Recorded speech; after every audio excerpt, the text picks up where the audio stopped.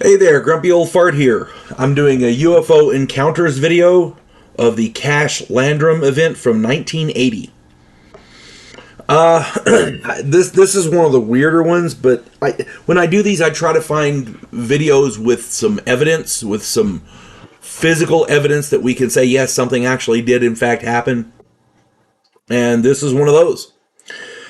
On the evening of December 29th, 1980, so it's right near New Year's, Betty Cash, Vicky Landrum, and Vicky's 7-year-old grandson Colby were driving home to Dayton, Texas. They had dined out and they were driving home. They went out to eat. They were driving home. They saw a light above some trees, but they paid little notice as they thought it was air traffic from the Houston Intercontinental Airport. The airport was like 35 miles away. They figured it was an airplane. A few minutes later, the light had moved much closer. It had grown much brighter as well. They saw the source of the light. It was a huge diamond-shaped object which hovered at treetop level. Its base was expelling flame and throwing off tremendous heat. So they stopped the car. They got out to investigate. Landrum quickly returned to the car because Colby was terrified. The kid was terrified, and I can understand that. Cash continued to observe the object. It was the size of a water tower. It was diamond-shaped with the top and bottom cut off so that they were flat. Small blue lights ringed the center, and the bottom periodically shot out flames. So it was something to watch. It definitely caught their eye. The heat was strong enough to make the car's metal body painful to the touch.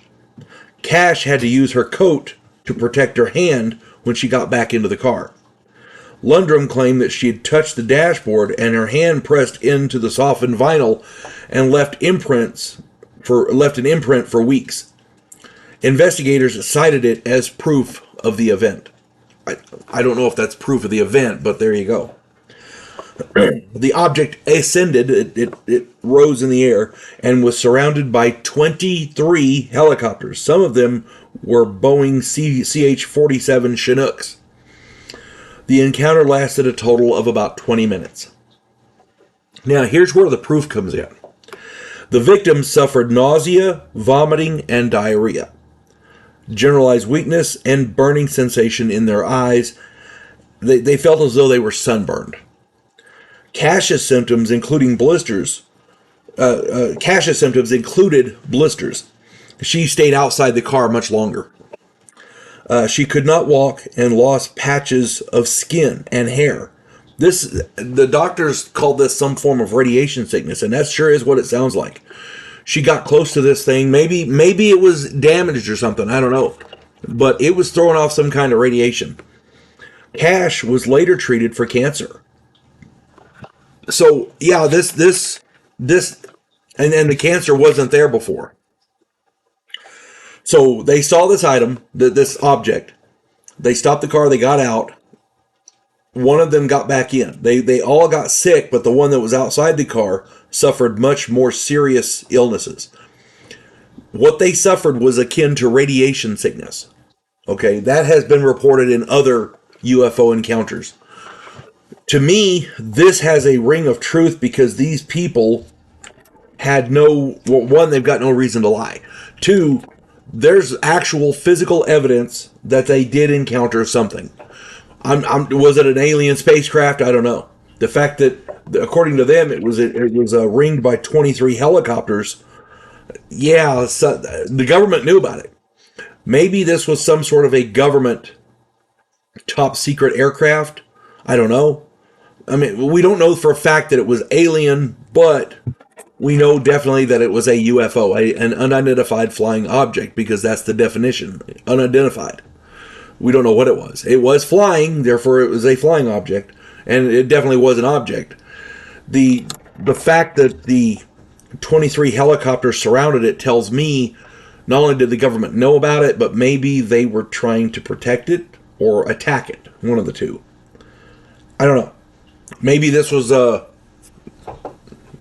battle. Maybe it was staged. I don't know.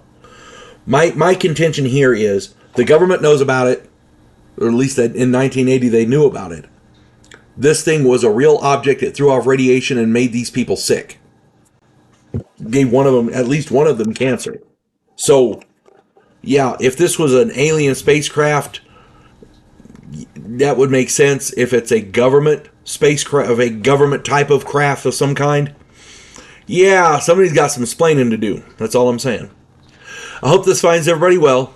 And put your comments down there. I'd be glad to read them. Hope this finds everybody well. You folks have a good day now. God bless one and all. We elect cookie-cutter politicians every single election cycle. Yes men who maintain the status quo and do just enough to make us believe the system still works. Imagine, if you will, a president who actually tries to fix things. If you like action, political intrigue, and a righteous crusade, check out my political thriller, The Righteous President.